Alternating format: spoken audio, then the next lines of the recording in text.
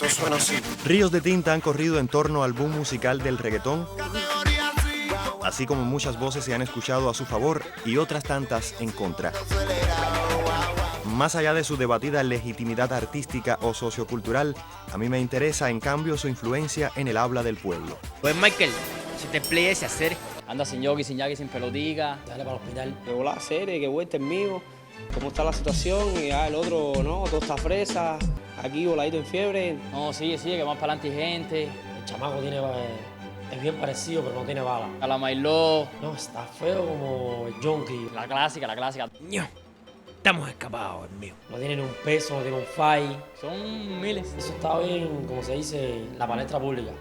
Eso es, como se dice, viva farándula. Eso es lo máximo. Mayormente viene de las canciones de reggaetón de ahora. Mientras sin pudor se difunden sus letras por nuestros medios de comunicación, ¿habrá acaso quien se cuestione el rol de estos en la preservación y enriquecimiento del idioma?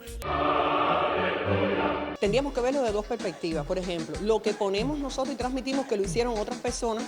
Te pudiera hablar ahora mismo de los grupos de la música, de los grupos musicales, porque sé que por ahí viene también la historia del reggaetón, del lenguaje que utilizan, y lo que nosotros construimos como discurso siendo ya periodistas o realizadores de la televisión. En estos tiempos yo te pudiera decir que casi que hay una vagancia lingüística, lejos de buscar una gama de adjetivos o una gama de sustantivos, que como diría Dulce María Loina es la almendra del idioma, pues se van por facilismo, por comodines, y que no nos esforzamos mucho por cambiar las formas en las que estamos comunicando.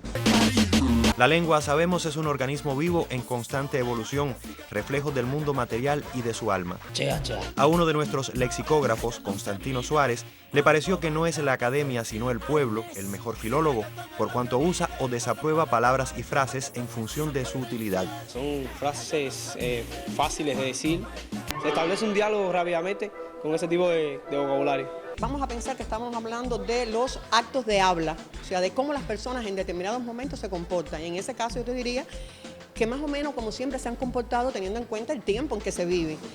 Los jóvenes pues hablan en la calle, dependiendo del lugar donde se encuentran, con formas y giros para poderse entender y para poderse comunicar con sus iguales que también hablan en esa misma forma. ¿Qué clase de talla es esa serie? Grupos conocidos, amigos, socios del barrio. Todos nosotros rodeados de una pila de locas, sexys, arrebatadas.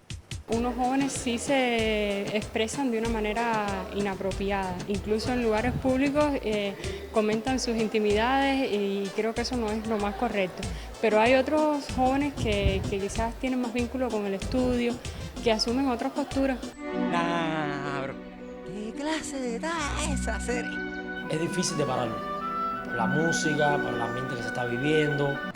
Tampoco pienso que es el caos, creo que se conservan bastante bien las normas, que se busca y se hacen trabajos de estudio, quizás este sea uno de ellos, crítico, donde se incide en el uso del idioma. Sin embargo, también Gonzalo Martín Vivaldi, promotor del buen decir, apreció con acierto que el hombre se define a sí mismo por la palabra que sale de su boca.